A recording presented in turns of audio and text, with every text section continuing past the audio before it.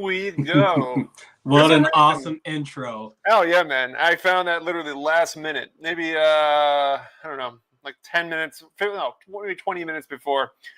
There was an MLB version, and then there was the there was that one that had, and the music for that gives me goosebumps. Oh, that thing is awesome. And so I do have a quick question. What episode number is it? Episode number 41. We have reached Tom Terrific. It is let's get Seaver faced. If you want to know what Seaver face is, that's a mix of smoking some dubs and drinking some beer. That's right.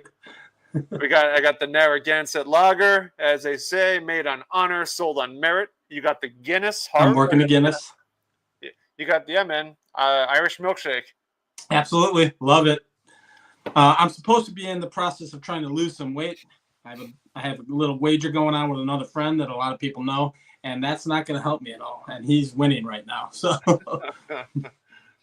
well, listen, man, we only live once, so that's right. Enjoy the calorie intake that we absorb with this beer. So I love this. We occasionally have done this once or twice. I love the Q&A. We try to get as many guests in as we can, but sometimes it's just a blast. And we got to show some Seaver cards. You do, at least. Mine are pale in comparison, but you got to show some Seaver stuff. Yeah, it's. I did a poll. I got to get back into it. I haven't done it in a while, but did a poll on who was the greatest. I did it by decade or by period. So I think 60s went to Koufax. And the 70s went to Seaver. And then the 80s, I think, went to people picked Nolan Ryan for the 80s. Can't remember. Yeah. But nevertheless, Seaver, man. I wanted to, my dad tried to teach me how to pitch like Seaver when I was a kid. Drop the knee down to where it's scraping the dirt. Right. Aaron's, I don't know what to tell you, man. You're just a troll. Absolute troll. Who is there might be something with him in that uniform. You know what? We got to kick this guy out.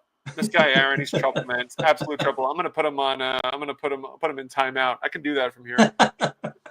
And we can't forget. I know, as if we haven't said it enough, we've got Hobby Palooza, and we've got Off-Centered Leonard and the Pre-War Push. Yeah, man. On our show. Absolutely. Yeah, that's gonna be awesome. And there's no frills, or there's only thrills, and we're keeping it straight up, man. No, just crack open a beer and let Lenny talk. let him loose. Let him loose, because that live stream that we did was not enough. That was the one I was in Vegas. Yeah. I was actually watching you guys walking through the casino, going to play poker. Yeah, man. What place did you get in with that? I lasted about 7 hours, Sammy.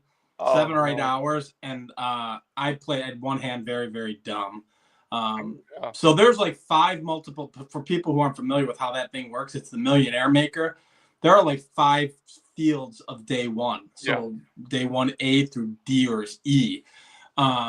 So that could be 3,000 to 4,000 people on day one, and then it whittles down to 500 people on day 2, and you don't start cashing until day 2. And then there's not bounties, but there's these treasure, treasure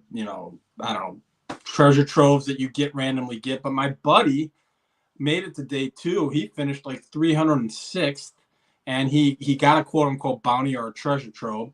And he, but it was 2 days of playing. It's $1,000 to play, and I think he made $4,000. So okay, and how much was the buy-in?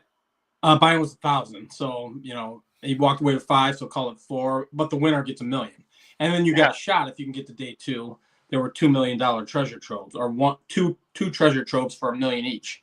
Gotcha. So if you knocked someone out and you pulled that, you won $1 million, and you didn't even have to win the thing. So wild.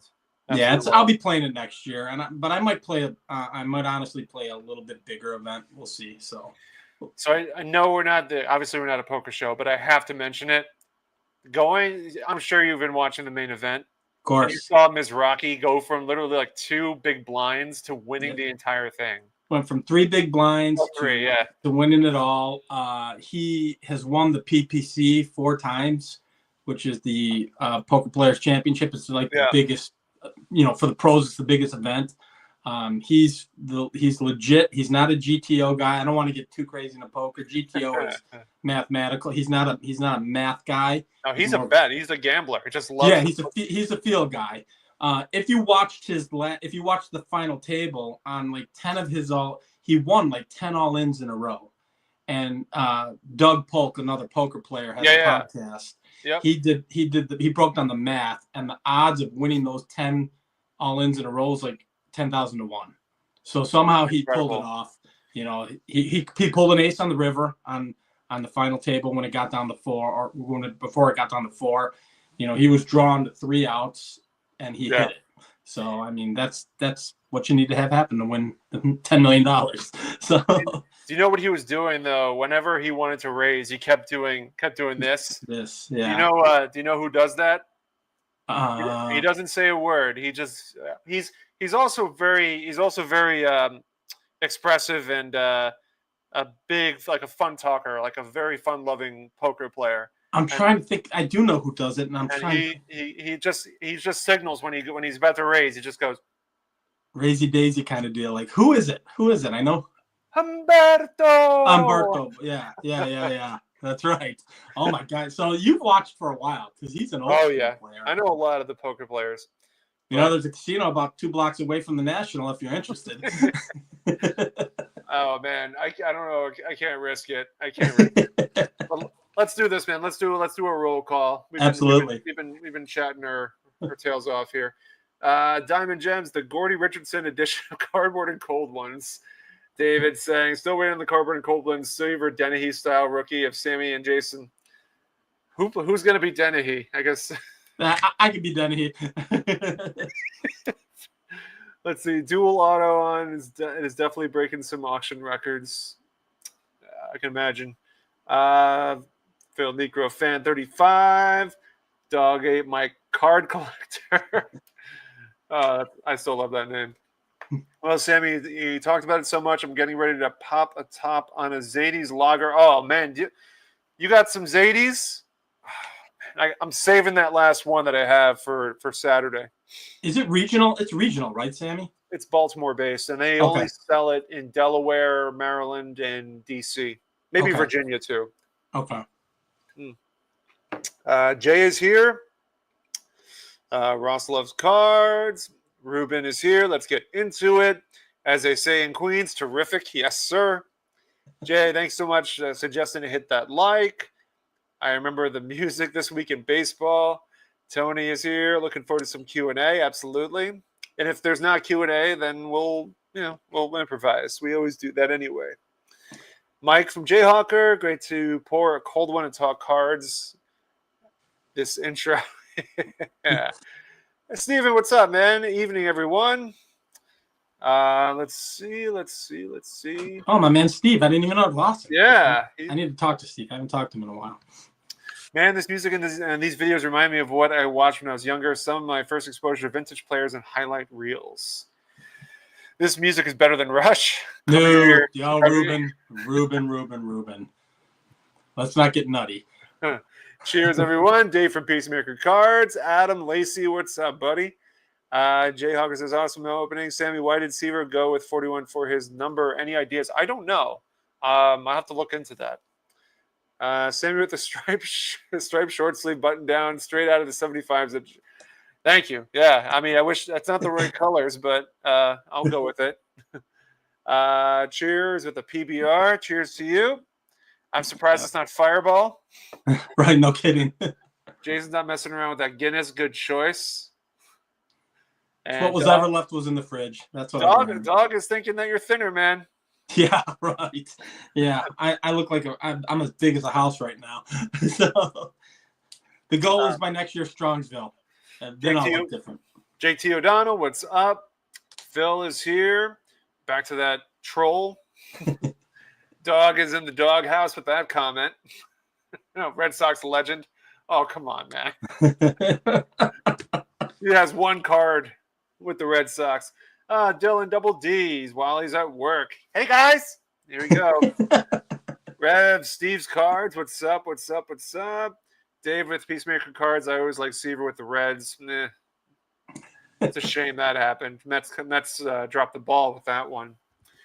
Mark is checking in from a Cape Cod League game. That's pretty sick. Oh, that's very cool.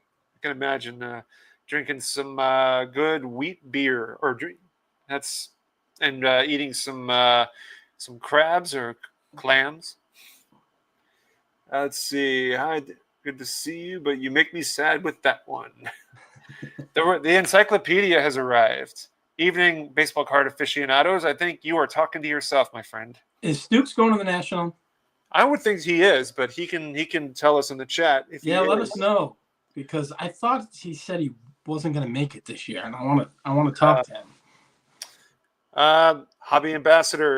Hobbypalooza ambassadors here, Orlando. Good evening, sir. He says it's too risky to play for him for the poker. I don't even know what I'm doing. I just learned like 6 months ago, Orlando. We can definitely play. Liquor up front, poker in the ring. Heard that one. Heard that one. Dave saying the main event was awesome. Yeah, that was a hell of a finish.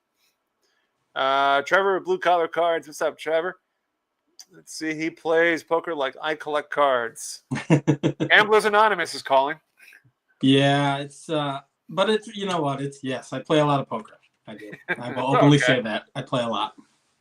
Let's see. Hey guys, I have a new card buying philosophy. Buy the grade, not the card. Thanks, Jeff Wilson. Did you see the clip that Mangini posted? He was at the home run derby, catching home runs in the outfield. I saw that photo of him. Yeah. I'm surprised it wasn't Zach Hampel. Right. But I know he's from Atlanta, right? Goof Wilson's from Atlanta. I think that's his hometown. I don't know where he's from. I really, I only learn about him and his antics through the posts of you guys that you make. I don't. Okay. And I guess the running gag is the Lewis taint. Yes, that is the big one. I can't believe you can't get Zaydes to show you guys some love. Oh, believe me, I'm bringing, no pun intended, I'm bringing the thunder with the Zaydes on Saturday. Like it's like spiteful endorsement is what I'm calling it. Spiteful endorsement, showing my anger, but yet promoting them on the biggest, one of the biggest hobby events of the year. Don't worry, it'll only take like 2 minutes, maybe not even that. Muka made a new video about that, uploading now. Look forward to seeing your video. Man, Jeff finally hit my button. I've been buying the grade for years and it never let me down. Dog has it down, man. Killabrew, Kurt, good evening, lads. Litzy Sports Cards. Man, we got a crew in today, huh? We have a crew, man. We got a good crew. But I think we're near the end here, at least for now. I've seen Mark Hoyles in the chat asking about the greatest Red Sox. Mike, you know what, man? I'm gonna ban you. I'm banning you for the Red Sox Tom Seaver comment. That's it. You're done now. Mike, I might have something for you a little bit later when we're showing cards. I'm just saying. I'm going to take Jason off the screen when he does that. 2 cards with the Red Sox, 86. Oh, Topps traded. Okay. So that's right. He's in the Topps traded with the Red Sox. I think we're good. Oh, never mind. God, like collectibles. What's up, Lou? man? What's up, Lou? All right, I think we're caught up now. All right, so what's the agenda here? We've got to show some Seaver, right? You gotta bust it out. Yeah, I guess I do, right? I have yeah. I have a few, and I have. I'll show the cards. Like these are cards that were gifted to me by Tom from Milford, and I've mentioned his name numerous times on the channel. So I'll start with those. But here, let me see. We'll go. There we go. I'll start with a few, and then go back and forth here. This is a Tom from Milford card. It's one of the few modern cards I have. Aren't those great though? Modern card. I love the modern cards with the vintage players or the previous players of the past. Oh, they get better too. Like this is a start. Topps 70th anniversary logo patch card. So got that.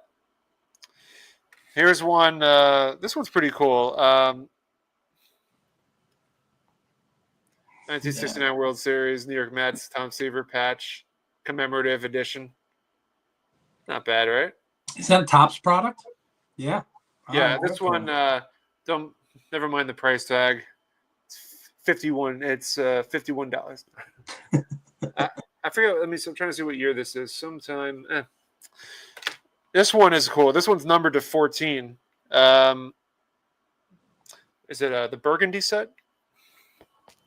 Oh, that's cool. The Topps. Oh man, look at you bringing out the modern. I love it.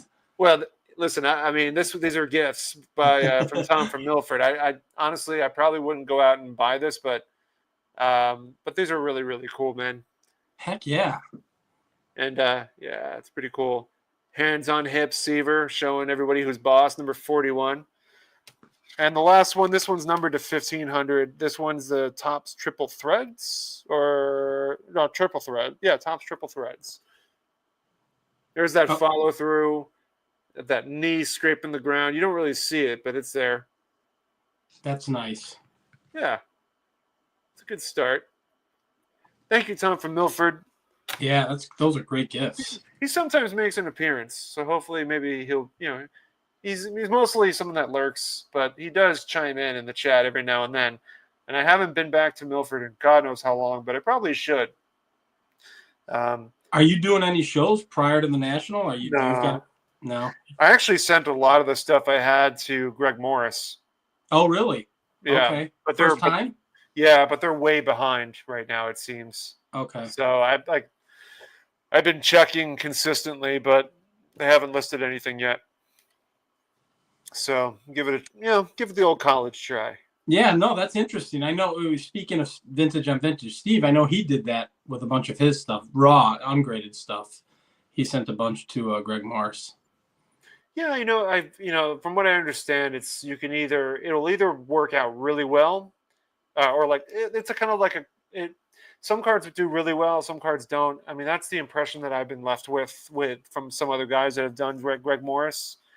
Like, some cards do just incredibly well because once people get into an auction, depending on who it is, you get two people going back and forth. Yep. So. Well, that's funny because I think doesn't Rick Vintage Oddball Cards? I think he uses Probstein. He sends to Probstein. Yeah, I consider that too. But since Brian B. Roth has done Greg Morris, he recommended it. And Steve's saying here that he's overall really happy with Greg Morris cards results. Cool. So we'll see. I mean, these are cards that I tried to sell at shows. It just didn't really sell. Some good ones too. Like there's like a really nice looking 59 Mays and 59 Clemente, like pretty good cards. But they just didn't sell at the shows. So I'm going to see what happens with Greg Morris. Yeah, it's definitely worth doing. And I know B. Roth's going to the National. Is he bringing stuff to sell too? I'm sure. I don't know. I don't know what his plan is because he's staying in the room. Him and I are rooming. So I don't know what his agenda is. I'm sure he's going to be buying a lot of stuff for inventory for himself. Right. But selling wise, I'm sure he'll bring stuff for trade night, maybe like a box.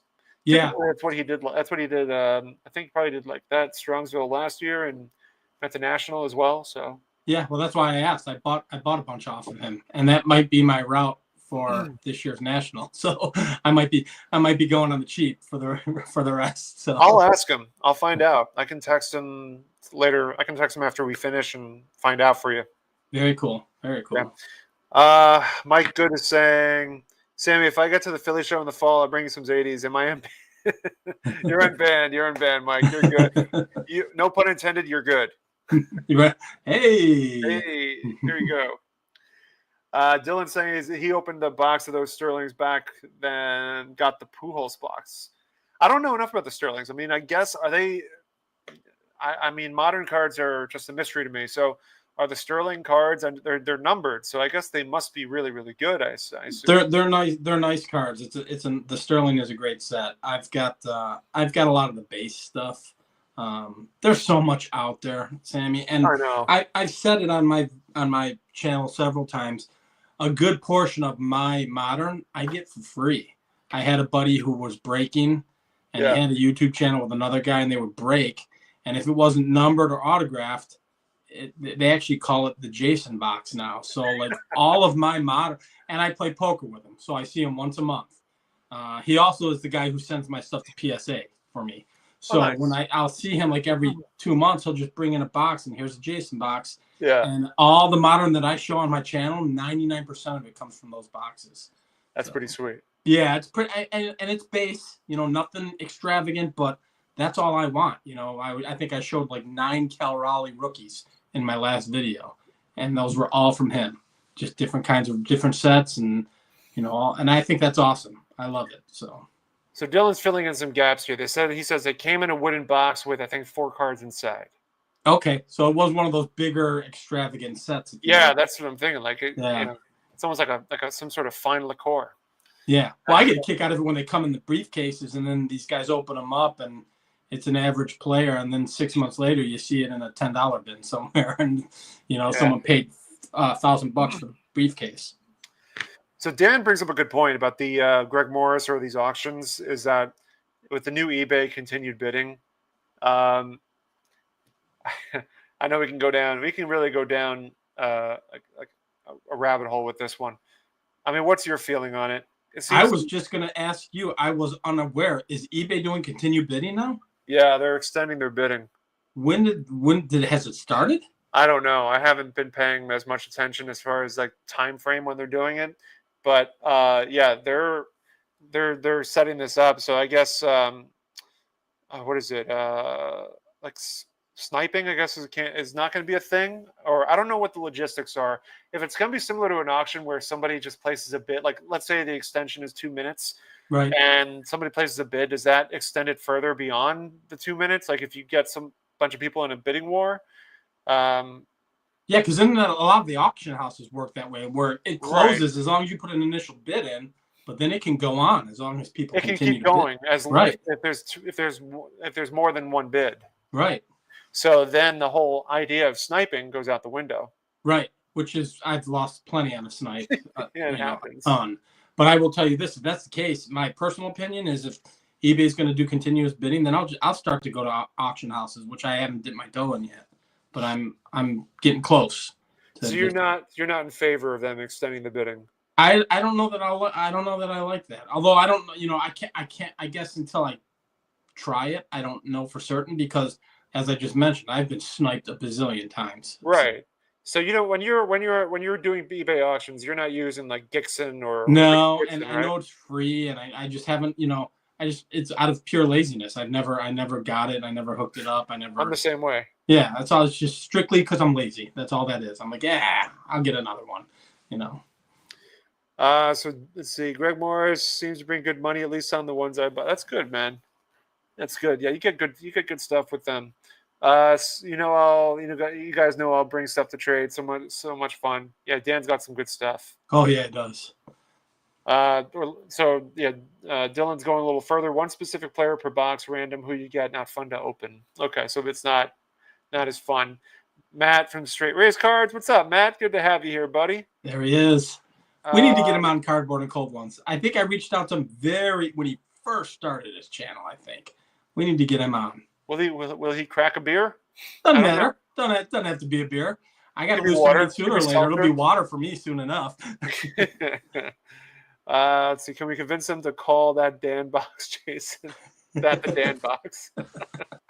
I'll tell you what. I'll bring some and let you guys rummage through it. It's a lot of base rookies, but if that's what you like, which is what I like.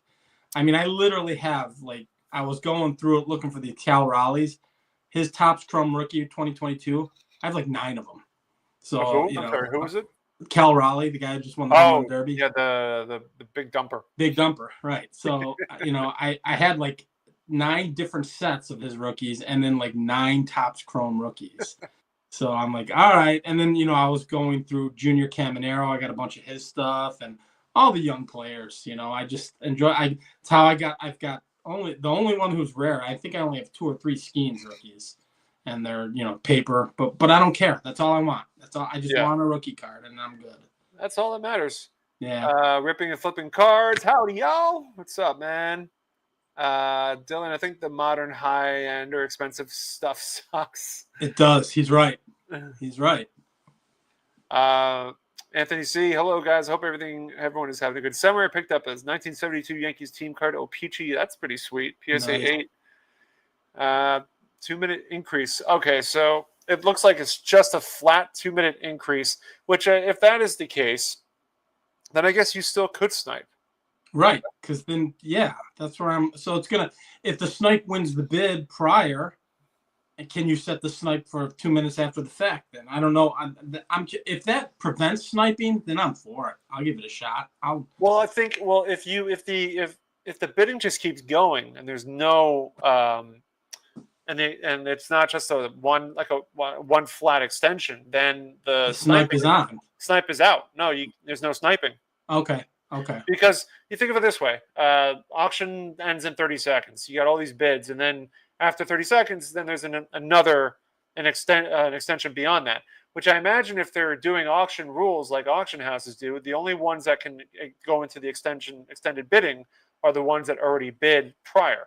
Right, which would make sense. So if you're looking for something, put an initial bid in, wait for the final 2 minutes, and that's when the action is going to happen for you. Right, but I mean, the thing during that 2-minute extension, if it just keeps, if there's 3 bidders hypothetically, then if it keeps going to another extension, then sniping, sniping is out. There's no sniping anymore. It's just a matter of who's going to put that last bid where no one else is going to top. Right. And that's a good point. That's a good point. It just depends if the 2 minutes is just 2 minutes, or if it just or if there's a repeated cycle of it. When does anybody in the chat know when this is starting? Because I haven't experienced it yet. Yeah. Let's see. eBay says they are testing it, but not permanent yet. Okay. Mike Good says he doesn't like sniping. Go to head-to-head and see who wins. So it sounds like Mike is about the the extension, like the bidding continuing without having to worry about waiting literally like the last second where software kicks in and just puts in the max bid. Oh, and I've tried it several different ways. I've waited for 3 seconds, wait for 2 seconds, wait for, there's just no way you're going to beat that snipe. Yeah. I've tried. You're just not going to beat it. So Matt said he would crack a beer with us.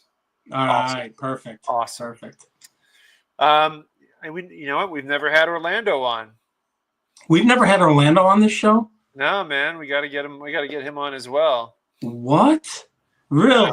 Blasphemy on our parts. Shame. That is shit. Like, I just assumed we had him on. Like, when we're talking about who we're going to have on, he doesn't enter the picture because I assumed he's been on. So. Yeah, we gotta. I guess we needed to get Orlando. Yeah. Everybody's favorite person in the world. We should probably try to get him on. We'll get you on, Orlando. I'm trying to think logistically because next week. We have next week. Well, we asked Matt we mentioned Matt, so we're gonna try to get Matt on. But if Matt says no, Orlando, you're up. And if not, then absolutely, definitely soon. I'm just trying to think like. It's July 17th next week, and then the week after that is the National. So we're not doing a show. We were talking about that offline. Right. We're not doing a show at the National because it's the same night as the hobby get-together, YouTube get-together, and just you can't really do both. No, I'd rather spend my time hanging out with people. Right. I mean because you don't get that one-on-one stuff that you do at Strongsville. Right. So this will be it'll probably be the first time I see most people, even though people are coming in on Wednesday. So, I mean, we could get trashed prior, drink a bunch of beers on live stream and right towards the end of the show, or walk around with a bunch of 40s, get trashed at the event, and then go to the YouTube get together. I will tell you this: I am game for anything.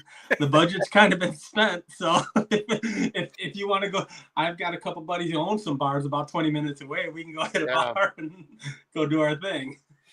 Let's see. eBay says, Sammy, Jason, sorry I'm late. Dinner ran late. It's all good, man. I still don't know eBay's name. And I thought he would have given it to you by now. I think this is going to be the running gag going forward, is that eBay is never going to mention his name. We're just going to call him eBay. Since you are eBay, I'm going to assume you're a representative. maybe tone down the whole extension a little. The whole bidding extension. Right. I feel like you have some pull if you're going to name yourself eBay. So I'm going to name myself YouTube. Maybe that'll get me some more subscribers. Listen, man, anything can help. But we've been, let's show some Seavers, man. Let me give you the screen. All right. So my stuff is pretty basic. You got to go with probably one of the most iconic cards out of the 68 set, right? I mean, Sweet. That's just a given. Yeah. Aside from the Ryan rookie and the bench rookie, this might be the most important card in that set. I mean, it's just most people's favorite Seaver card. Yeah. I do have a very well-loved 77 Hostess. Yeah. And that's a great card. That's pretty sweet. And then I've got, I've shown this to you, Sammy, and it's been on the channel a couple times. This is the 1986 strikeout leader. So it's Seaver, Carlton, and Nolan lenticularly printed there when you do that. So it's the Slurpee. Just the wrong team. Just the wrong team. Wrong team. Everything else from here on out is wrong team. For Mike Good, I think it was Mike Good who said, and for Mark Hoyle. Mark Hoyle, Ruben, all saying Red Sox legend. Red Sox legend, 87 tops. So Right. I didn't get too nutty digging for Seaver because I do have a lot of his late stuff because I have the sets. I didn't feel like digging out all of them. No. I'm just not doing it. But this one was a gift from Jim Gillum at Strongsville. 86 Coca-Cola. Oh, wow. I'm trying to get the ring light. There we go. So that's awesome. That is pretty sweet. Yeah, and he's got the right uniform on. So I don't know about that. And it's slightly oversized. That's my jam. I know you're all about that, man. If it's not a National Chickle or some sort of Butterfingers or something, it's not a Gaudy Premium or an Gaudy Premium. Yeah. Cool, man. Yeah, but that's good. That's all I pulled. I wasn't digging through sets. I'm like, all right, enough. Yeah. So. Let me go back to the chat here. Could that be the worst nickname ever? Big Dumper. What the Big fuck? Dumper. It's phenomenal. Daddy Dumper and Baby Dumper were helping them. Yeah, man. Baseball has become a thing where you give a nickname to a player who has a huge ass. My question is to the chat, and I'd be curious. Did you guys enjoy the All-Star game? Did you enjoy the Home Run Derby? Because I loved it, and I really did enjoy it. I had a blast. I was rooting for Cal, so that made it better. I shouted out Eddie's Cardboard Chaos. I think of him right immediately. Seattle Mariners fan. Vintage Dave T is a Mariners fan as well. But I had a blast watching it. Now it was interfering with the World Series of Poker, so I had them both on. But that's a tough call. Yeah, but it was a lot. I thought it was a lot of fun. I thought they did well, and I think it's going to help baseball out. So Matt's saying he's out of town all next week, so it sounds like Orlando is coming on next week if he's available. Yeah, because he's not doing anything for like the next 5 days, right? He's like all over the place. You never know, man. You never know. Orlando's got people to see, magic to make. Right. I will tell you this. I was going to hit Orlando up for something else too on the side. So Orlando, I might be texting you a little bit later. Hobby Palooza ambassador. Cardboard and cold ones, national special. So much cardboard and so many cold ones. Less cardboard, more cold ones. Yes, it was easy at Strongsville. It won't be that easy at the National. No, definitely not. Let's see. Not a rep at all. I hate that site. I lost a bet and got stuck with this username. Well, you are forever known as eBay. That's it. I don't want to know your name anymore. Right. Now we're just going to call you E. We'll call you E. Yeah, for we'll call you Easy eBay. Oh, man. History through cards, shortcut. Hey, everyone, I dig this 70 Kellogg Seaver. I think I have one coming up. Let me see. This is the 70. Yeah, man. Got it right here. I love that. It's my favorite Kellogg set, the first one. Awesome. Yeah, it's pretty awesome. There you go. I'll go full screen on that, or partial screen on that sucker. So this one I got from a buddy of mine, Chris, who sets up at the Garfield shows from time to time.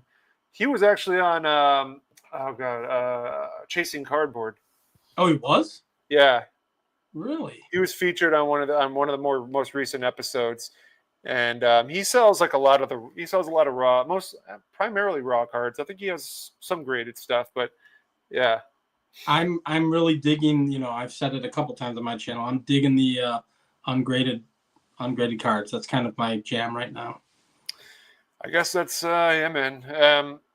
I don't know. It depends. I mean, I know I see constantly at a lot of shows like really good condition raw cards selling for astronomical prices. Correct. And I guess there are guys out there that will pay that exorbitant amount to get a really nicely conditioned. I guess it would be set builders, right? It would have to be set builders. I don't even, so to me, I'm just the opposite, Sammy. Right now, for me, ungraded falls into, I've taken a shift in how I collect, right? I've kind of gone that pre-war route thanks to the pusher. So what I'm kind of toying with now is the golden era.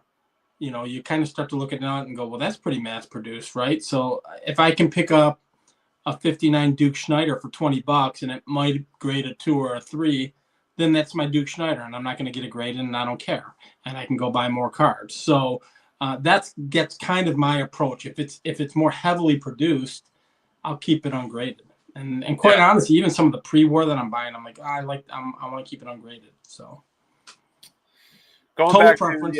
I'm not down on grading. I will still grade stuff, but right now that's just kind of where I'm at with things. And kind of you can blame Mangini and the pre-war pusher for that. They've kind of swung me a different way. Ruben says Chris from Missouri needs the nickname Big Dumper. He's got it. He's the mayor. Mike is all about that Coke card that you have. Nice. And not the cocaine that we talked about off the. Mike, I've got the Mini Minoso as well. That was another gift from my good friend Jim. For all of those who don't know Jim Gillum, we hook up with him at Strongsville every year. Great guy, great collection. Carla's asking, what did you think of the Hank Aaron 715 tribute before the All-Star game? I didn't see it. Did you? Yeah, I did. I thought it was cool. I thought it was kind of short and maybe not extravagant enough for who he was. That was my feeling behind it. But it was nice. I thought they could have done more, quite honestly. It's Hank Aaron. That's just my feeling. And it was in Atlanta. So, that's just how I felt. It was nice though. It wasn't, but nothing spectacular. Ruben is all about the Derby and the game rocked. James Gillum is actually here. There he is. It was great. Double D saying it was boring. Well, Double D, I mean, Dylan is Dylan needs the equivalent of a beautifully centered card for an All-Star game. Right. And about 36 Mountain Dew Reds to just be bouncing off the walls. Is he a Mountain Dew Red guy? I don't know. I was trying to think of the most caffeinated. I don't think he needs Mountain Dew to be that way. He doesn't need Mountain Dew for that. But he said the game was great, so that's good. Yes, I thought so too. Let's see.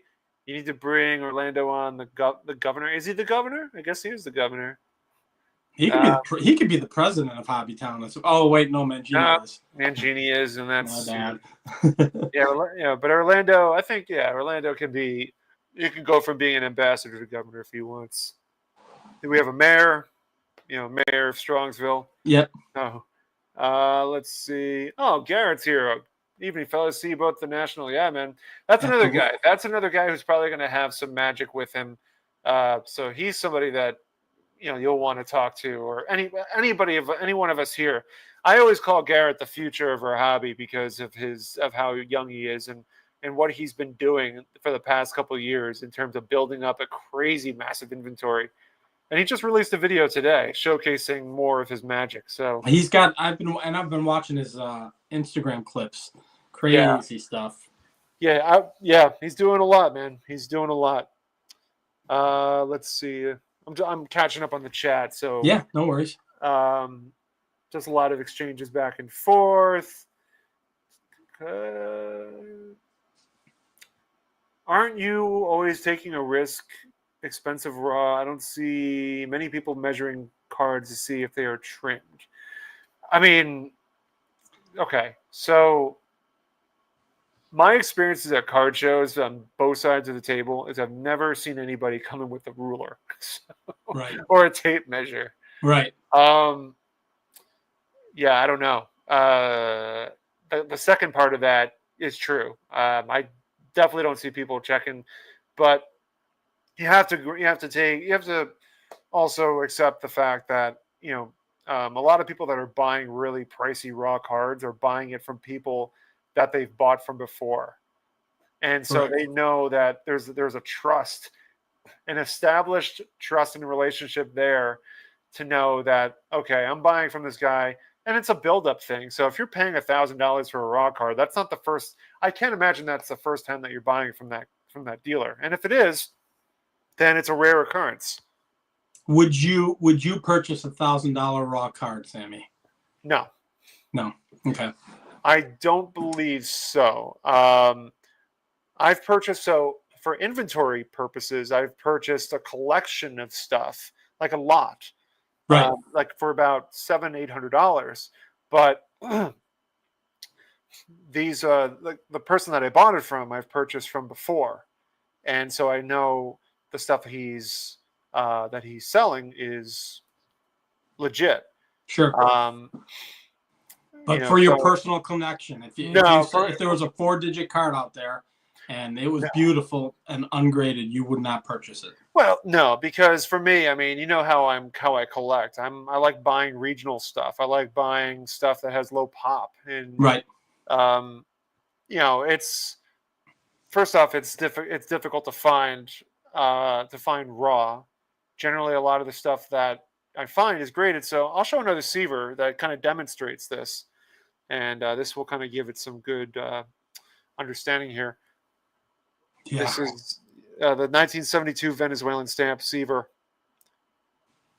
I was up at like 11 o'clock at night talking with Mookie about this one because he was helping me negotiate the price. I didn't buy it from him, but I bought it from a seller who has an eBay account, and he's also on Instagram, and so I bought it from him.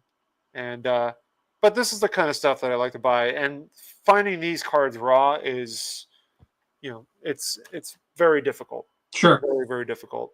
Yeah, and it's also what you want your collection to be, right? So if I was going low pop and it's something that I really wanted and it was ungraded, I'd take that risk. And quite honestly, if I sent it to get graded and there was evidence of trimming, I think at this point I wouldn't care that much.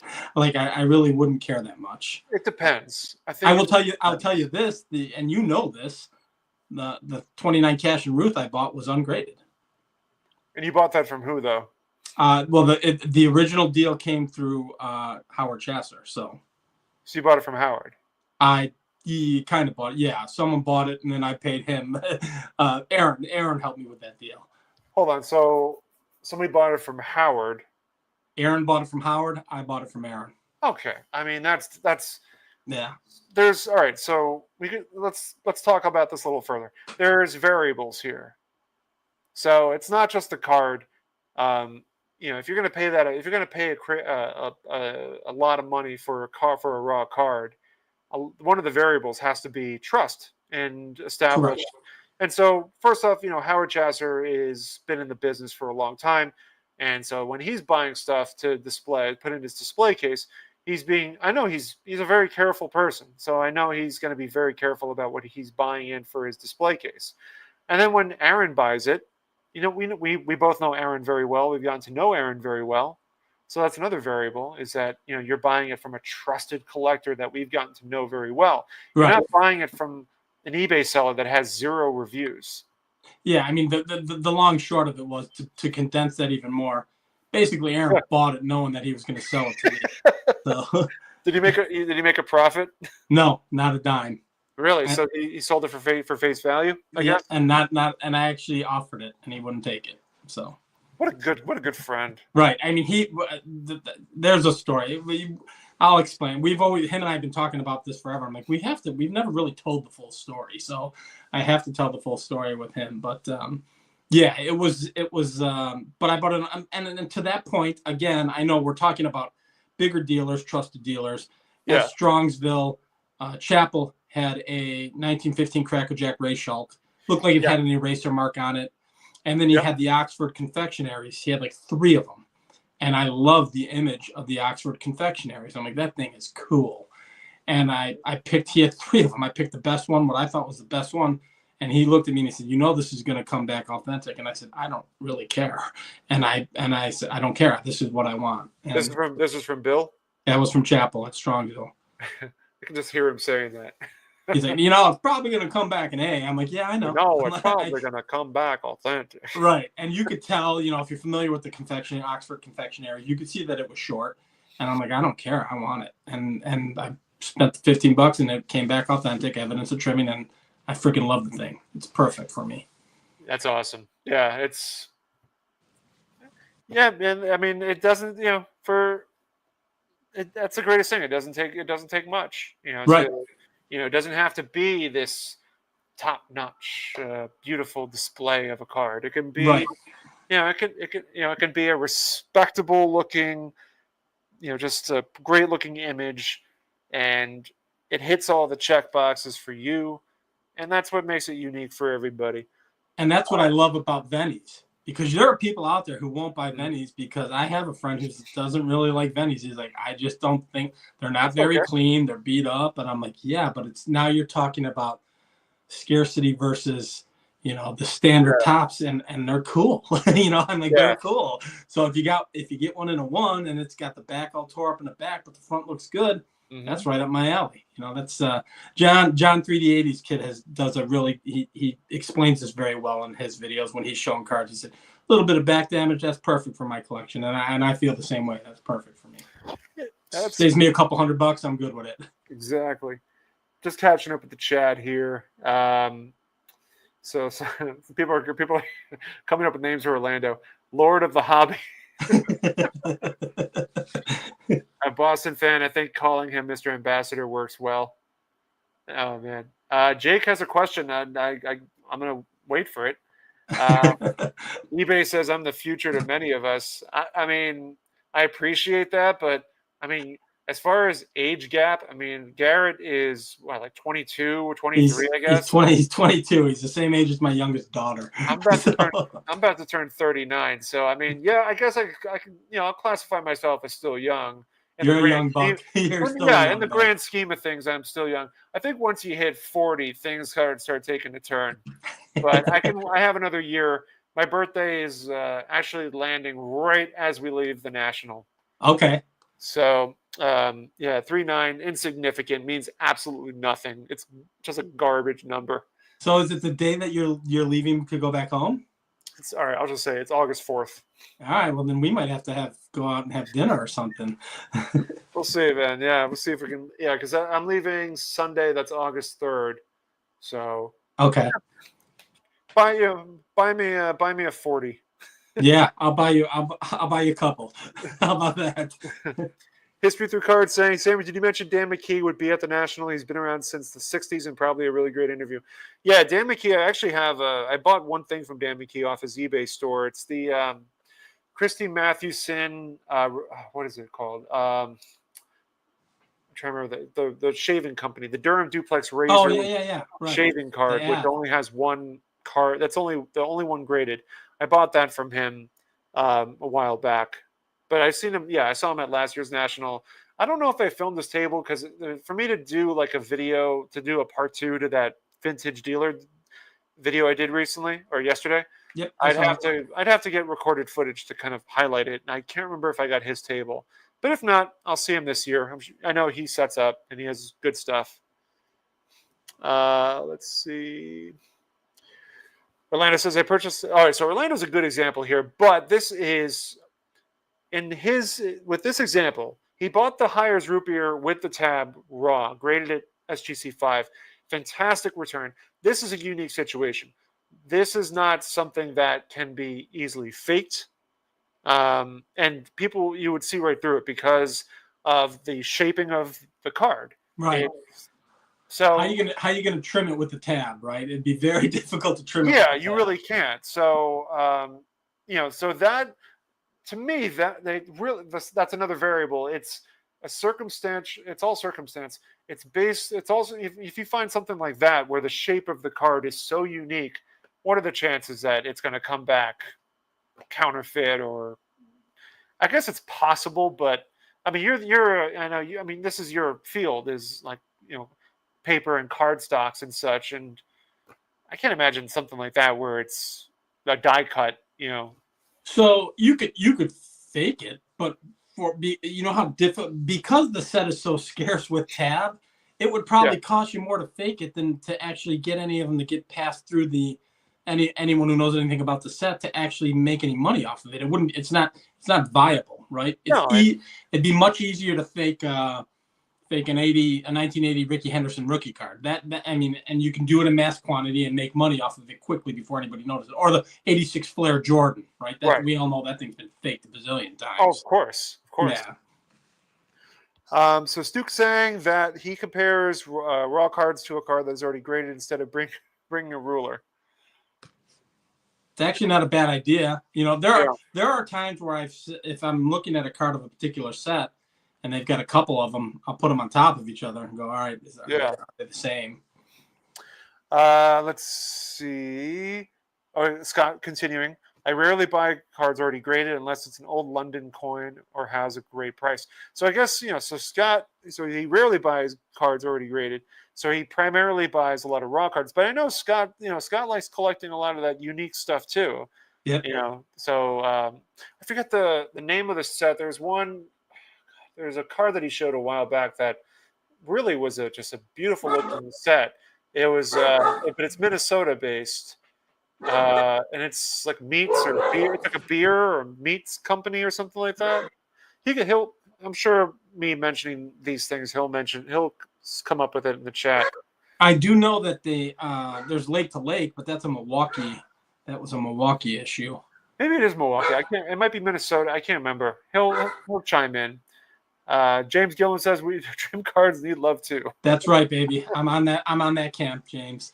If I have the opportunity to own the card and I'm saving several $100s because it's trimmed and it's scarce, that's all. I'm okay with it now. Dog saying we are all young at heart. That's a good philosophical message to live by. I feel like I'm 100, dog. Yeah. Easy, Sam. Yes, old guys think we're spring chickens. I do. Steven, you have the energy of like a 21-year-old. Right, and he's in shape like a 28-year-old. He's not a big fat slug like me. 39, I made that turn and drove off the cliff. Nice. My question is, where is my invite to your birthday party? Listen, man, if you want to come up to the Catskills, that's where my birthday is going to be. Nice. Yeah, I'm going off grid. Sammy, Danny's a great guy. I wish you could have known his father. Danny, who were we talking about? Danny, the dealer. Dan McKee. Okay. Yeah. I don't know much. I don't know his history, so that's cool. I guess his father was maybe another card guy or big baseball enthusiast. Diamond Gems, wait till you hit 70. I'm gonna wait 30 years on that one. I think I get to meet Bruce for the first time. I think he's going to be It'll be a lot of first-time guys. I look forward to people saying, "How can you call yourself old at 39?" Shame. Dan says he forgot to book my hotel for Thursday. I'll have to find something and then switch. Oh man. So wait, Dan, you're coming in? I guess you're coming in Thursday. Is that the idea? Because I mean, that's a big matzo ball floating out there, man. You can find something. I can help you with that, Dan, if you need to, and it'll still be close. Yeah. PSA knows less about vintage cards than Orlando. PSA knows less about the vintage cards than Orlando does. I'll trust Orlando's judgment. I agree. Yeah. I trust Scott's judgment too. Yeah. I've asked Scott about a bunch of stuff, so. I have to ask him about something in particular. Did he reply if he's coming to the National? Not yet. I'm still catching up with the chat. So Lenny's saying, coming in for a quick like and hello, and can't wait to hang out with you guys on Saturday. Lenny, you are going to be the show. Off-center Leonard, we are going to go ham. We're going to go ham with you. 6 p.m., guys. 6 p.m. Saturday. That's when us yodels are going to be coming on and drinking, cracking beers, and letting off-centered Leonard go off the walls. Yeah, everyone's going to be all serious with their topic, and we're just going to be a bunch of knuckleheads. Yeah. So Scott, of course, not surprised. Peter's Meat, Killebrew, the 1961 Peter's Meat Twins. Yes, that's exactly what I was thinking of. I thought it was like a beer, but yeah, clearly a meat brand. So who do we get to jump out of Sam's cake? Ooh, I got to think about this one. I think it's got to be Chris from Missouri. No. That'd be a good look. Be a fantastic look. That would be a fantastic. I don't think so. Shirtless, of course. Oh God! All right, let's take that off. Open invite. Yeah, open invite. Let's see. Thank you, man. Happy early birthday. Yeah, I appreciate that, man. Dan hits 45 this year. Terrifying. Dan, I thought you were younger than that, man. Holy cow. Dan's 45? I guess he's 44 going on 45. I thought he was in his 30s. I thought so, too. You old fart. Yeah. Jesus. Yeah, I'm only 6 years older than you. The fifth guy that was part of our hobby experience should jump out of Sammy's Cake Hobby Hero. Oh, man. Yeah, Jake loves that moniker, the Hobby Hero moniker. Is Jake going to the national? Do you know? I wish he was. He's got the young kids at home. That's right. Yep, he's got the kiddos. Got to look after the kiddos. But he says he'll be at Strongsville next year. Yeah, that'll be fun. Cool. Yeah. Do you know how the Hobby Hero thing came up? Yeah, was that the tire fix?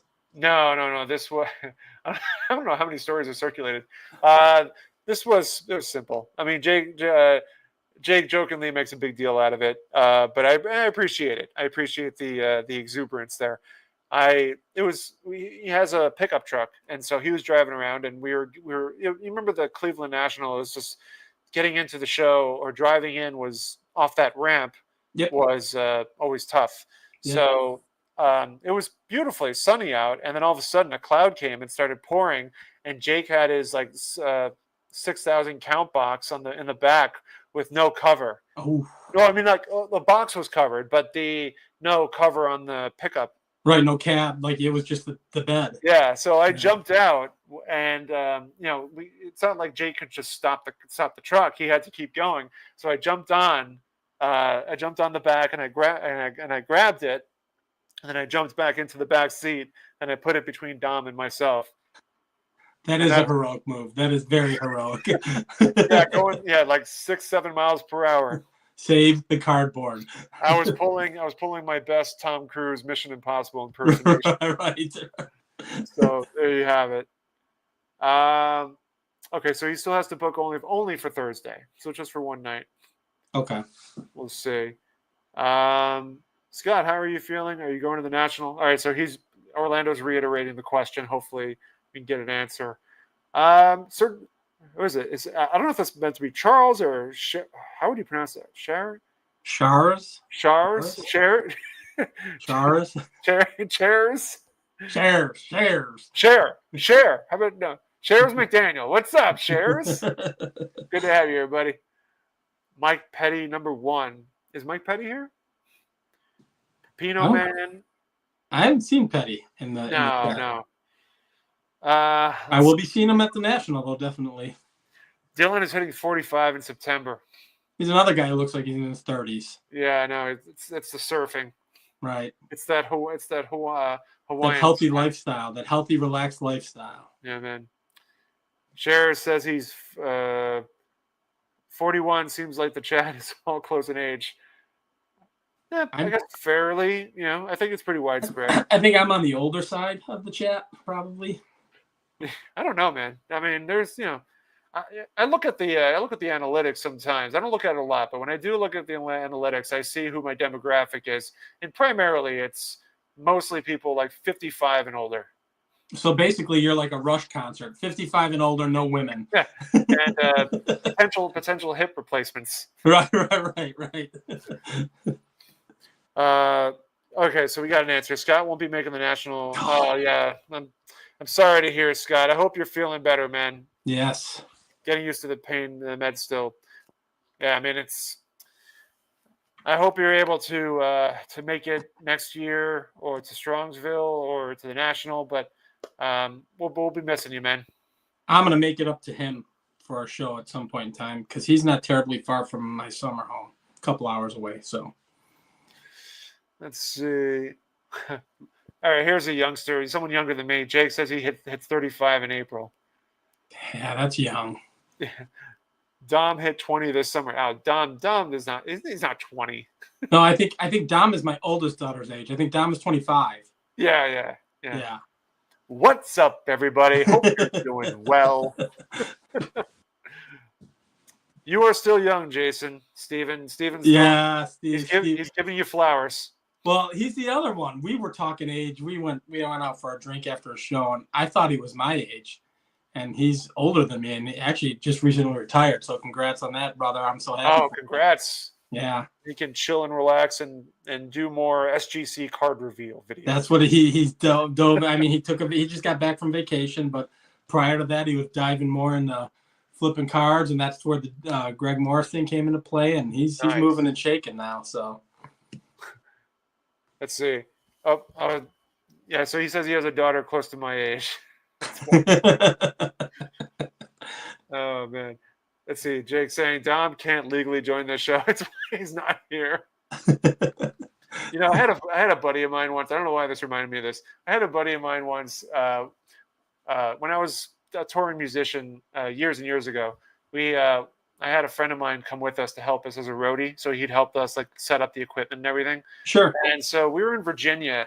And we stopped. The only place that we were able to stop at was a Hooters, and so we go in there and we're sitting down. Everyone's we're just getting our drinks, and my friend asked the Hooters waitress, "How old do you have to be to get in here?" Like, how old do you have to be to get in here? And the waitress was like, "It's a family restaurant." Right. My nephews were going to Hooters at 12 with my brother. Like, I told them, I'm like, it's not a strip joint, man. Like, what are you doing? Which, by the way, there's a Hooters right around the corner from the National. I'm sure that's where a lot of people will be going. Oh, man. He's drinking Coca-Colas with me. Cold Coca-Colas with me. What's up, everybody? Hope you have your Coca-Colas. I love Tom.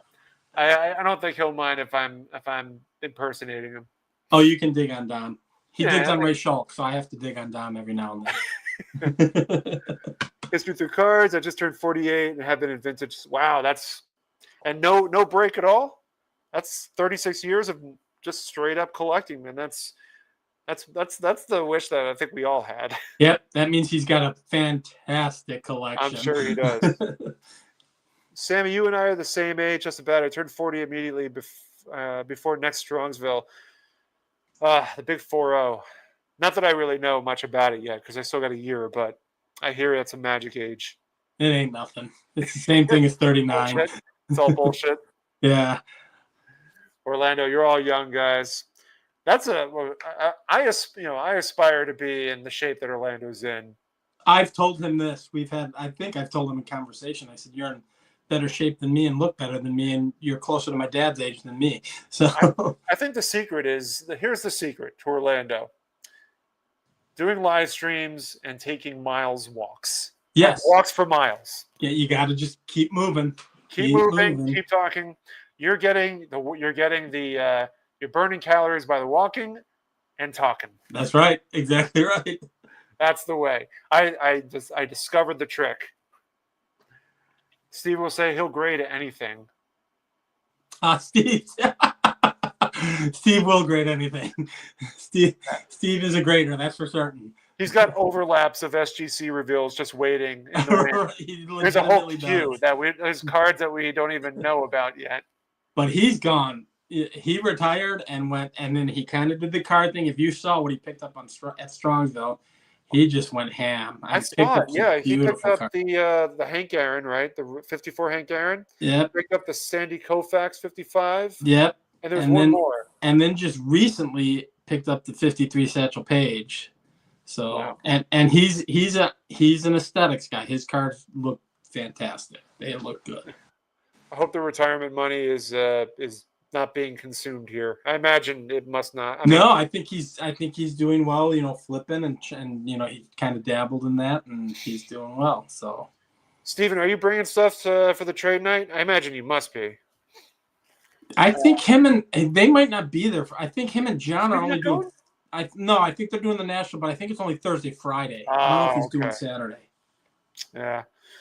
Well, Brian says if I can only watch one channel, grading reveals, it would be Steve's. Yeah. Yeah. Steve's good stuff, man. Let's see. Bruce plans on being the oldest at the get together. We need somebody. Somebody has to do it. Yeah, but again, Bruce is still pretty. If you watch his channel, he does a lot of shows. He's still peppy and listen, man, moving. This is what we aspire to be. Yeah. But my years of smoking cigarettes is definitely not going to help. My years of eating lots of fast food and drinking beer ain't helping. So. I feel that. Jay says 45 with the knees and shoulders of a 70-year-old. I don't know. I don't see it, man. But you seem like you have good posture on your videos. You sit up straight, Jay. That's good. No slouching.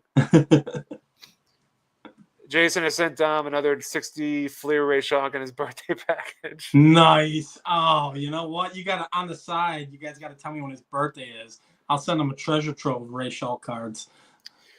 Anthony C. I won't tell you my age, but started collecting in 1981 when I was 11 years old. We can kind of do the math here. You were born in 1970, so that means that you must be 80, 90, 2010, 20, so 54, 55 years old. Yep. So pretty much, yeah, Jason. Yeah, Jason, that's. I was born in 73. So you're 52, 50? I'm 51. I was 51? Born in December of 73, so I'll turn 52 this December. Nice. Mr. Fisher Bike. Jason will be turning 45 in November. I feel like 65 because I feel that, man. But he's also like in shape because of his job, right? Like he needs to, like he's fit. Like he's not a blob like me. Jason's fit. Well, what was it? Last year's national, he jumped over the fire pit. Right. At the Misfits house. Right. Sammy, age is just a state of mind. You have at least 20 more years before you need a knee replacement. Oh, man. I don't want to think about that. I mean, so my dad, I'm 6'4", 6'5". My dad is 6'4".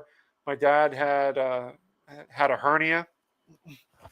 So I'm doing whatever I can to keep in good shape. So, what about back issues, Sammy? I know a lot of. Oh, I've had them. Yeah.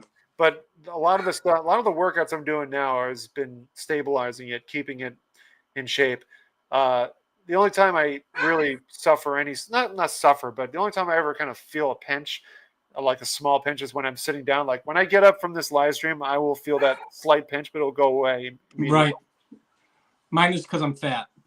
I have that when I lose the weight, I've lost the weight twice in the last 7 years, and I'll do it again, but I put it back on. But when I'm thinner, my back feels much better. Right now, I'm a big fat slob, so it's killing me. Let's see, 46 going on 24. There you go. That's a good way to look at life. eBay says he opened up his first pack in 1979. So how many of you were not even alive when I was opening packs? You younging. Yeah, I was a baby. I was 5 or 6, right? 4, 5, 6, 7, 8, 9, 6. I think my first pack opening must have been 1990 or 1991. So I guess that was like Chipper Jones. Yep. Pedro Martinez, maybe at those years. See, just hearing that, Sammy, makes me feel old. So 91 was the year I graduated high school. So I was like already out of cards a little bit, and I guess that's about right, because that would you'd be 18 at that point. Yeah, my first packs were probably 83. I'm thinking, and that would have put me about 9 or 10. Yeah. So Steve filled in. It's all GMC money. Is where he's putting all. Yeah. He did really well. I know. Good for you, man. I hope to have some good results from that as well. Steve's not sure if you can make trade night. Hopefully you can, man. It'd be good to see you. I mean, we'll see you regardless, I'm sure. Yes. My mind thinks I'm 20 and my body says get off my lawn. I don't think Mitchell's in here. He's another one because he's running marathons. Yeah, him and Matt. I think Matt from Straight Race Cards is also a runner. Yes. Oh, that's the way to go. Switch to cannabis. So yeah, I totally get that. I have to be very careful because my job does drug tests, but they will not, because of the new laws in New York, they cannot test THC or they can't test it. So, well, isn't it legal in New York? it's weird. It is, but you can't really I can't buy it. I can buy it, but I can't go on the street and just start selling it. Right. Or I don't know. It's weird. The laws are weird because I'm like in my neighborhood. I see people setting up all the time with like marker boards and such. So I don't know. It's legal here. I mean, there's dispensaries all over the place, and you go downtown and you walk down Michigan Avenue and you can smell it everywhere. And theoretically, you're not supposed to be smoking it in public, but it's loosened up. Yeah, it's loosened up so much that it's just what it is. And Sheris says, Sheris, I don't know, Sheris, I think you're right. Sheris. So Sheris mentioning it'll fix your helmets. I had a massive headache after I set up at the Brooklyn Card Show last month, early June, and or maybe it was early June, and I had like a splitting massive headache from the get go. And I was drinking water, pounding water. Hopefully that would fix it. Did nothing.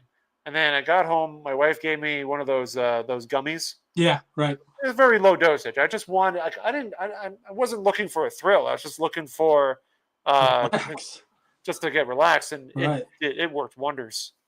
Yeah. Now, granted, it did make me chuckle and eat more than I probably should have because I got the munchies. But yeah, I don't mess with that because if I did, I'd weigh about 500 pounds. So that's my problem. But that's good stuff. History Through Cards says, you never took a break. It's been an absolute blast, and the people are what I enjoy the most these days. Yeah, man. That's pretty sweet. But collecting for that long, for 36 years, I mean, it's pretty groundbreaking. Those are the massive collections, right? You know, when they bought Mickey Mantles for a raspberry and a nickel. So Ruben's being a smart ass. Damn, Jason, you must have had a hard life. You're only 3 years older than me. I seen you, Ruben. You don't look any better. Oh man, good stuff. Man, let's see who else we got here. Oh man, Steve's showing his age. First set I ever opened was 1969 Topps. Yeah, he just did his thing with him and John P, and they had Rob Cash cards on, and I think he mentioned 69 and 70 were his first pack openings. Stuke says got a 1967 Drysdale and K-Line in my first 2 packs. That's pretty sweet. The fact that you can remember that's pretty cool. So that's sweet. I was buying from America's Pastime Store in 1991. So that I don't. If eBay's talking, I assume this is the same guy. I guess Richard Budnick had his store in 91. I assume that's what he's referring to because the store. I didn't do any filming in his store, but Richard Budnick's store has that feel like it's been around for a while. Okay. His business is called America's Pastime, and he sets up at all the major shows. So he'll be at the National, and I highlighted him in my video recently. Right. Chris from Missouri's here, your nemesis. There he is. What a handsome man. Even his little icon's handsome. Chris, it was agreed by everybody in the chat so far that for my birthday, you're going to jump out of the cake with bare-chested. Yes. And for the record, just if you think I had a hard life, Chris is only 37 years old, so go figure that one out. Hello and welcome. Let's see. Jake's saying we should have a trade night in the Catskills for Sammy's birthday. He has the connections to the 5 collectors. Hell no. Bring him on up there. Honestly, after the National, I need time to unwind, and that is the perfect place to unwind. Now, what are you going to do? Just relax? Just chill? I will go to Cooperstown for one day. I'll go to Cooperstown for one day, but other than that, my wife and I, we're going to go kayaking. We're going to drink and have good dinners, lunch, and so forth.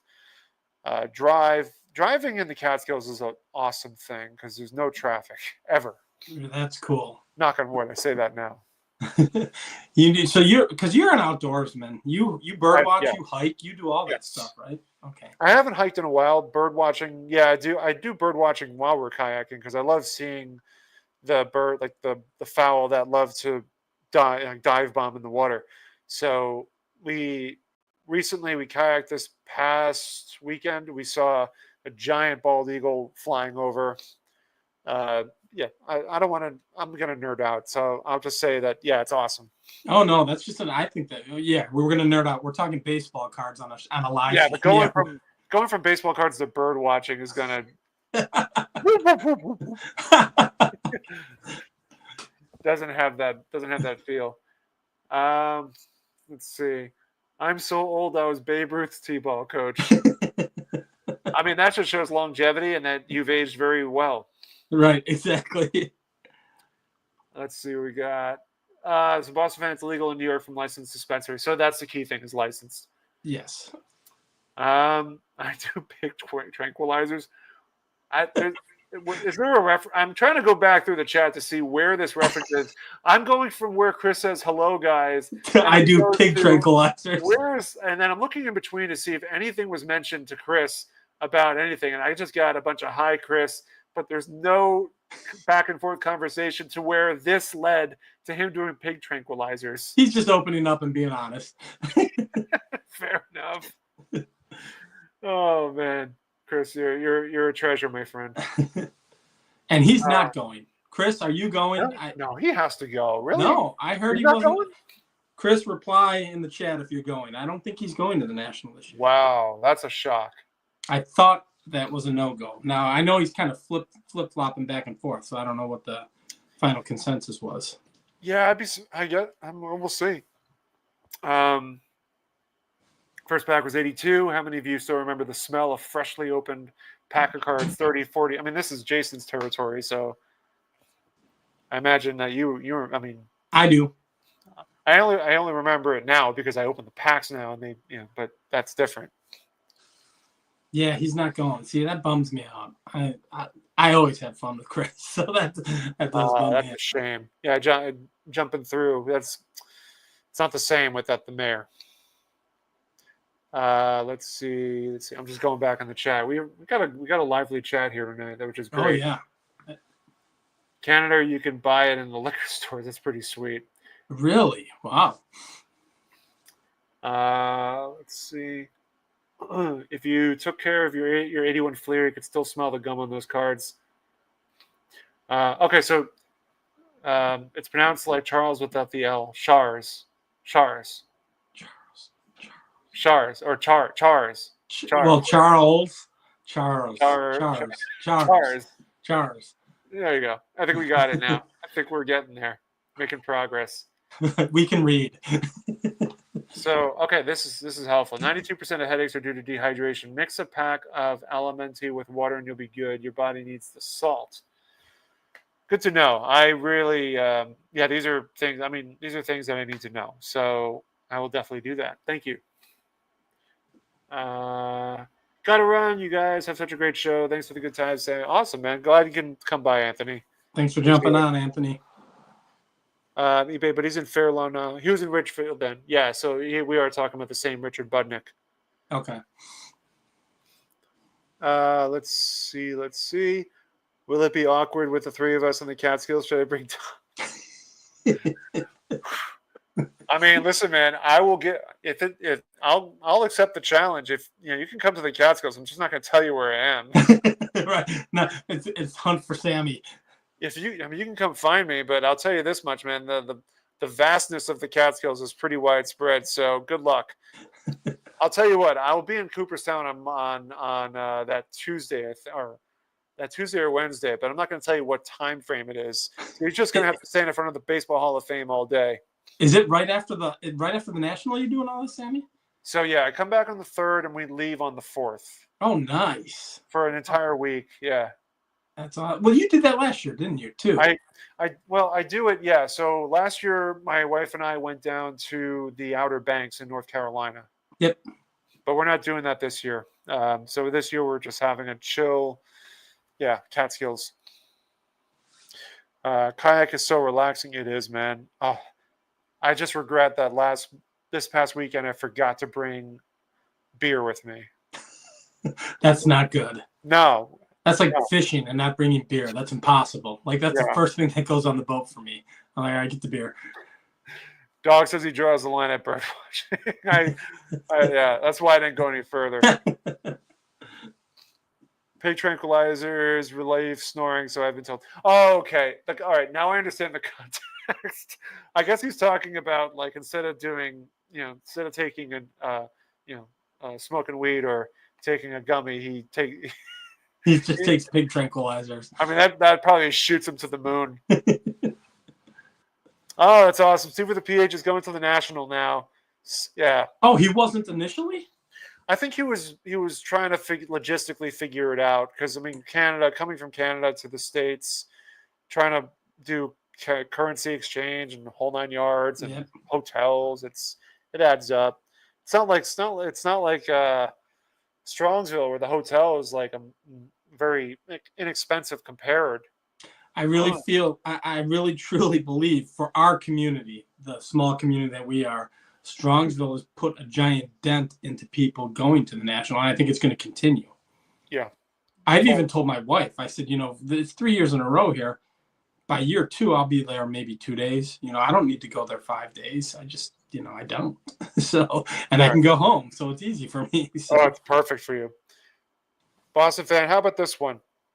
Kids are gone for the weekend. Hobbypalooza, going to a new local card shop tomorrow, and a show on Saturday morning and a show on Sunday morning. One hell of a weekend. That's a great weekend. That's pretty sick. Yeah, that's solid.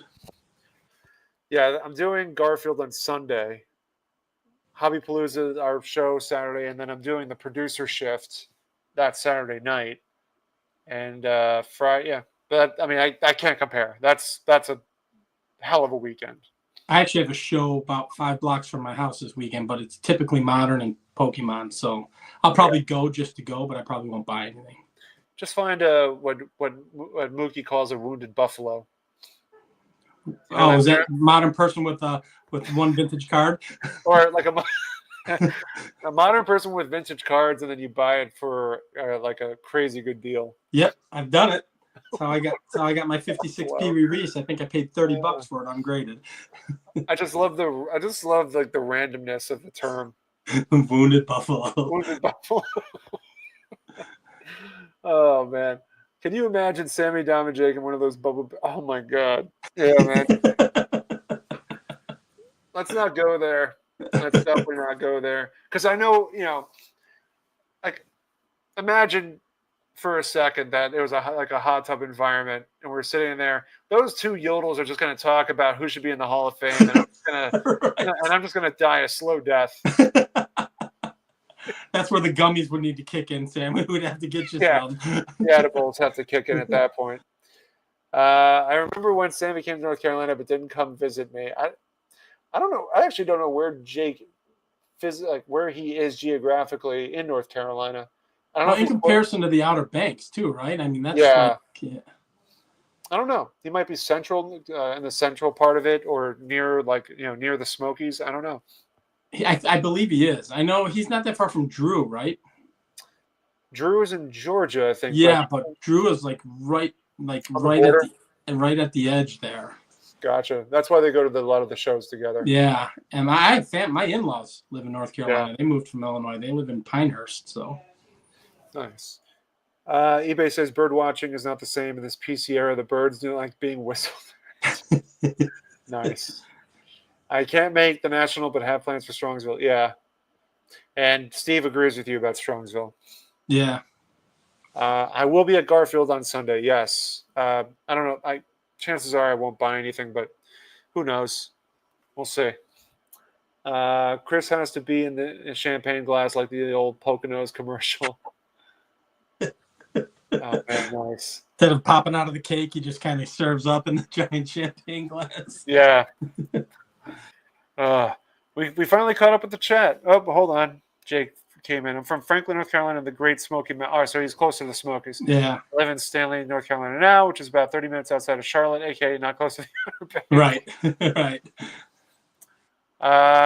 Yeah, introduce yourself. Yeah, come up to me. Just don't surprise me. Like if I have my back turned to you, don't come and scare the shit out of me. If I'm facing a table, you can come to the left and right of me, and then I won't be surprised. But I scare very easily. Has that happened, Sammy? I don't know. I'm trying to think if it's ever happened where somebody startled me. I don't think so. Because I'm not big enough. Like the people that have come up to me and said I watch your channel, Yeah. I now hang out with because it happens so rare. Like Aaron and Joe, they came up to me and I'm like, all right, let's hang out. Yeah. There's a couple guys locally here who are big on Instagram who I'm excited to see at the National. Nomad Collector is an Instagram guy. Yeah. Jay, and I met him at Strongsville, but like it doesn't happen enough to me to make a difference. It's just very rare. I feel bad for Jay because I probably should have sent this card to him through with the bubble mailer with the tracking. Right. But I sent it through a plain white envelope, and I wrapped, like I put it, I protected the card well enough, and it was that Venezuelan 66 Ooh. owl. Yeah. Beautiful card, and he said he never got it. And so one of the things he mentioned was like his address has a tendency to end up going to another address that has a similar name, and it goes to this awful wench of a person apparently. Oh, really? Yeah, and like he's had issues in the past where like he didn't get the card and it went to this other address and he tried to get it back, and it just never always became an issue. And I have a funky address as well. I give people my address and they're like, "What? It's an unincorporated area within our suburb." So it's got numbers and letters, and people are like, "Is that really it?" I'm like, "Yeah, that's my address." And I'm sorry, Jay, if I'm not mentioning this properly. I think you didn't like this person very much, but which is why I use the term wench. But hopefully, it's not. Yeah, hopefully it's not a family member. God forbid, a bad family member who steals baseball cards. Right. No, he's saying I'm not worried. I feel bad for you. Listen, it's not the end of the world, but it sucks because those cards, Venezuelan cards, especially this one looks really nice, especially Venezuelan cards of like players that like Boog Powell, and you just don't see those cards that often. Correct. And when you do, they have like paper loss in the back and damage. It's just all this stuff, but it's all good. I mean, it happens. I really should have done the tracking, and looking back on it, I'm thinking I probably thought at the time I probably should send this with a bubble mailer, but I'm thinking, nah, it'll be all right. But lo and behold, it probably went to the wench. Right. She's all right. So she sucks. She's using it as a coaster for her beers right now. Oh God, wench, shame. So just going back on the chat here. God. So Dog says he has an awkward way of flailing my arms and screeching. What are you, like a bird? Oh gosh, Sammy. Let's see. I'm catching this line for the first time in forever. That's only because we're going overtime and Dom works late hours. Right, and I'm glad he got on late because he was getting made fun of for about 20 minutes there. So I'm gonna have to backtrack a little bit, mostly at Jake's expense. Char says, "I'll catch you at Fishkill one of these months." Yeah, I'll definitely find myself there at some point. Maybe I can convince Brian to do another expedition out there. We did a video once where we went to Fishkill, then I took him to a bunch of shops nearby. He bought a bunch of stuff for his inventory, which was awesome. That wasn't that long ago. That was like what, a year ago, maybe? No, less than that. Maybe 4. It was before Strongsville. Maybe March. Okay. Let's see. Oh God, Mike. Jason, you look like a large pepperoni pizza guy with a couple of cold ones. That would be me, Mike. Tight guy. Okay. I thought he was calling you like a pizza guy. That would be me. Actually, I'm not a big pepperoni guy, but I'll eat anything, as you can tell. So, evening, long-time watcher, but first-time commentator. I love that. Cards. Awesome. That reminds me of like the guys that would call the radio show. It's like Casey Kasem. First time, long time. Long time listener, first time caller. Yeah, first time, long time. Listen, I want to say, and like, Dom, get out of here. I will report you to the authorities. You underage part speaker. Oh, we are man. not allowed to show the beer bottles anymore for fear Nope. that Dom could get arrested. Whoop. Yeah, I didn't do that. Dom missed the Ray Schalk discussion. Yeah. Yes, he did. We'll have to rewind. Oh, thank God, Scott. I do pride myself on good timing. Nice. Check your clock again, Dom. It's past your bedtime. Cheers all and have a great evening. Heading off to bed. Early day for work tomorrow. All right, dog. All right, dog. He's got a channel. Have you seen his channel, Sammy? No, I got to check it out. Yeah, he's got a channel. You know, when I'm at work, I really have very little opportunity to do anything. I'm gonna quit. I'm gonna quit apologizing on my videos. It's getting so crazy with the channels that I'm watching and trying to keep up with. I can't keep up with the comments in my own videos, and I apologize every time. And I'm like, because I used to pride myself. I answer every single one. It's getting harder and harder to do. Yeah, man. I try to comment and try to comment at all your videos. I know you don't really. I know you. Don't, I don't care. I know you don't care. No. But I do make an effort. It's tough. It's tough. Hard. And the thing is, like, so the guys who I talk to quite a bit, like you and Aaron, I find myself doing it, and then I miss out on the guys who I want to. Like, I'm like, I talk to you guys every day. I could just give you a thumbs up, and we're good, right? I'm not going to hold you, but you're good at watching my videos and leaving comments, and I'm like, shit, man, like. For your every 3 comments, I'm leaving 1. Oh yeah, but I get it. And it's starting to fade. Like, you know, I had Steve Vintage on Vintage is a great friend, and I try to watch all of his videos. I'm like 2 videos behind. I got to catch up on it, and he'll know because I'll watch like 3 in a row on a Saturday. And bing, bing, bing, bing. Yeah. So. Yes, Steve's another guy who I think is like just chill about stuff like that. I don't think. Yeah. I think a lot of us, a lot of the people are kind of that way. Yeah, it doesn't. You know what? I could care less. The reason I'm doing it is for stuff like this. I don't. Whatever. Do you ever reply with the AI responses? I did once, and then I'd alter it a little bit. You could paste it, and then you can kind of alter it slightly. So, right. Because you find yourself saying the same thing. If for a small amount of thank you. Right. The amount of subscribers that I have, I get a lot of comments. Yeah. I think I do in relationship to how many. So I'm like, all right, I've got to answer 50 people now, and you start going through it, and you're like, ooh, and I know because I'm small. I'm not like you. Like, I know everybody who's commenting. Like, it's all friends who are commenting. The guys with other channels and guys I know, and so I feel more inclined to comment because they're friends. So. Yeah, at the end of the day, man. I mean, this community is such a. It's like a speck on the overall aspect of the hobby. Exactly right. Like, we're not guys like there's guys that have like 200, 300,000 subscribers. Yep. I see on Instagram there are guys that have like 300, 400,000. It's just insane. Yep. Well, I mean, they even get Scotty B, who comes on the Hobby Palooza. He's up to like 30,000, and I watched him before I even had a channel. I watched some of the modern guys. Yeah. And some of these guys they're big, man, and they're younger kids, and they just they're doing their thing. So God bless. It's just I do this for this, not for that. So. Well, the person I think of is like the guy. I think I don't know his name. He goes by King of the Cards or Kings of the Cards. He does mostly modern stuff, but he does dabble in vintage as well from time to time. But he's been getting into he does he's mostly Instagram. I don't know if he does YouTube that much. He's an Instagram guy, and he posts shorts of him at dealer tables, like doing negotiating, and it's very smooth, like a very smooth negotiating process that he does. And it's entertaining to see it. Oh, yeah. But what I really love is that Garrett's doing the same thing now.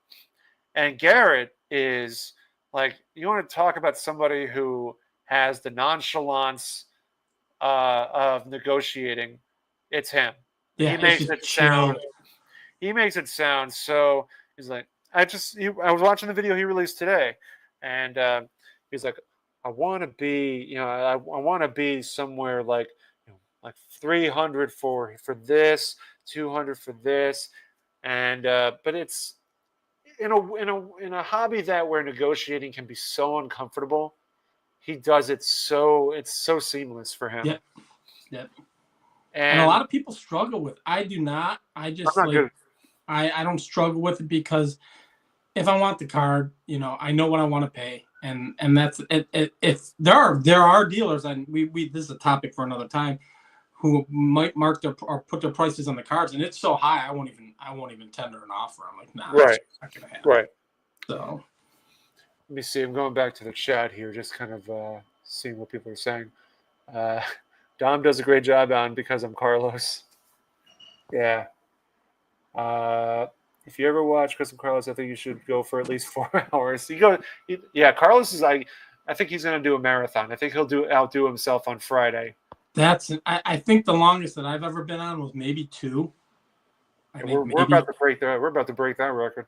We were 2. Well, there was one where there was one where we were drinking and having a good time, and it went for like 220 or 220, almost 2.5. We're about 138 here, but the stamina that Carlos has is insane. He goes for 4 hours. I don't. Do you run out of things to say? Like even not for him. That's just the uniqueness of him as a human.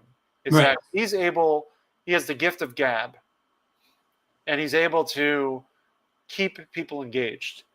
That's fantastic. I don't think it's any surprise. He has five to I don't know if he has 5, 6, 7,000 subscribers on his channel. Oh, I didn't know that. That's a big channel. Yeah. I mean, in this world, to me, anything over 1,500 is huge in this community. So, but I think he's known for his live streams. That's what he's really known for. Okay.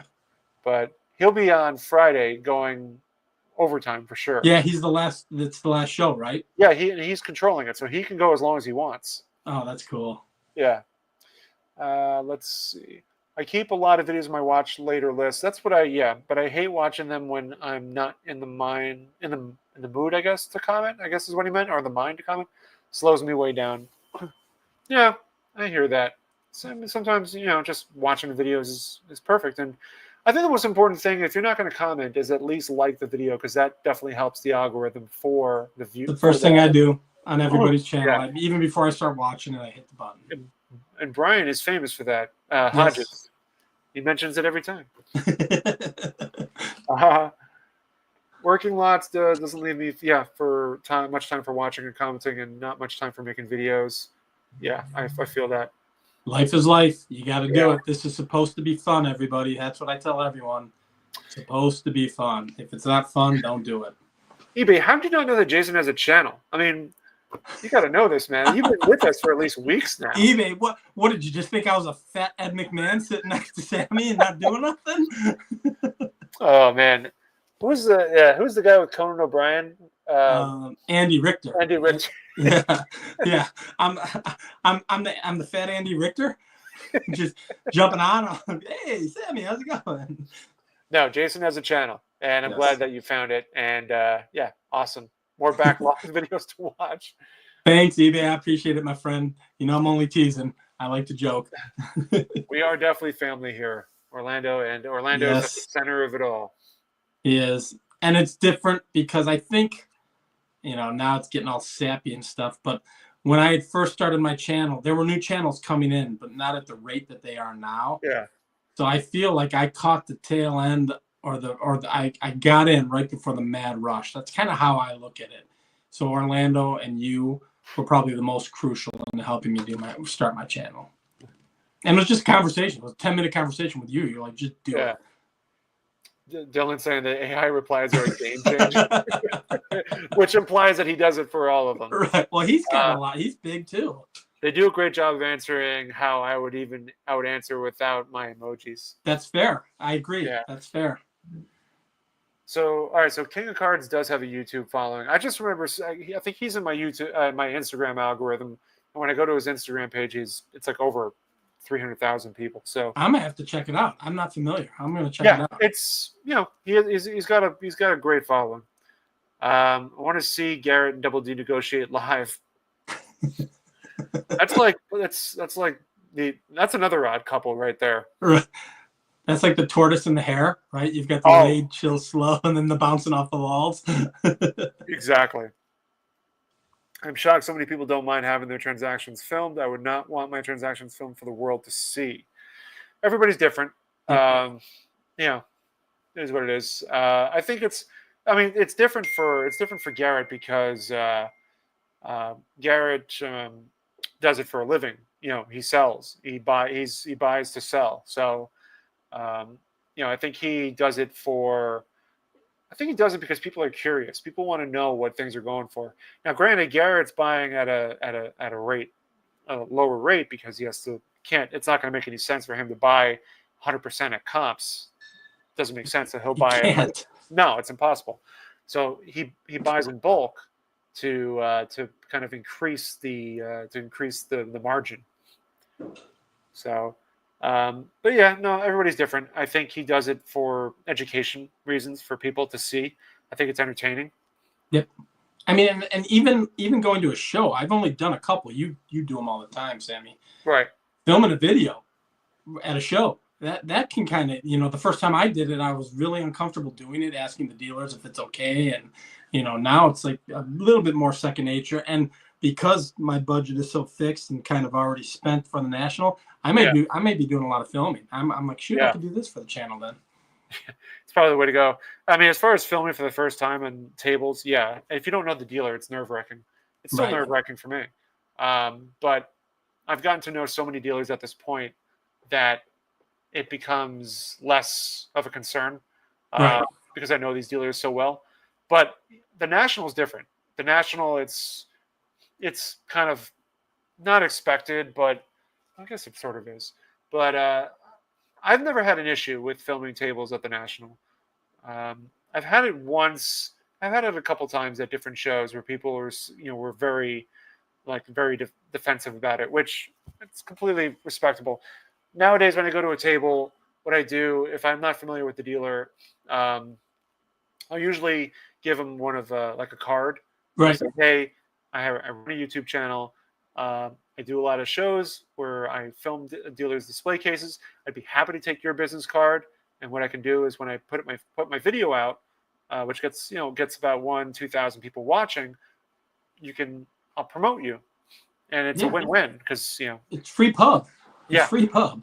And I've heard some people say no, and the key thing is that you want to keep it short and sweet. You don't want to elaborate. You don't want to prolong on what your goal is. Keep it short and sweet and say, hey, I'm filming the tables. Here's my card. I get a lot of people watching. If you're interested, I can promote your business card or your table, and you can get people who might want to buy something from you. Yeah, no, that makes sense. That makes total sense. But everybody's different. Let's see.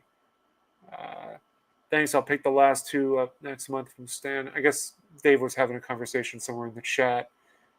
Look forward to seeing it. It's been fun watching. Okay, with Boston fan going back and forth. 133,000 followers for King of Cards. That's healthy. Yeah, that's healthy. Which Garrett channel are we talking about? Garrett is Ballpark Memories. He was here earlier. I don't know if he still is, but the one I was on with Leonard at Cardcast went almost 2 hours. Off-centered Leonard, man, he goes the distance. Was that this, right? Was it Cardboard and Cold? I guess so. I don't know if it went. Yeah, they just jumped on. I think they jumped on. Lenny jumped on. Oh yes, I'm sorry. That's exactly what it was. Yeah. Yep, he's right. Fat Andy Richter. Fatter, I should say, because he was a pretty hefty guy himself. So Don did such a great job. He's been on BIC. I'm sorry, I'm a little slow. BIC? I don't know. Who keeps inviting me? To Crack and Cooperstown. I don't know what BIC. Oh, because I'm Carlos. Oh, because okay. Yeah, there we go. Has Dom been on Cardboard and Cold ones? No, we can't get him though. Dom works. He works, and his going rate is out of this world. Yeah. It's like paying for a $500 autograph. It's crazy. It's always nice to see. It's always nice to encourage those who you appreciate. If you take the time to make a video, I am watching. I appreciate that and want to encourage you to make more. Yeah, that's what Brian is great for that, man. Yeah. Appreciate that, Brian. Vintage Sports Cardboard. I have 6 followers, but I've only done 1 video so far.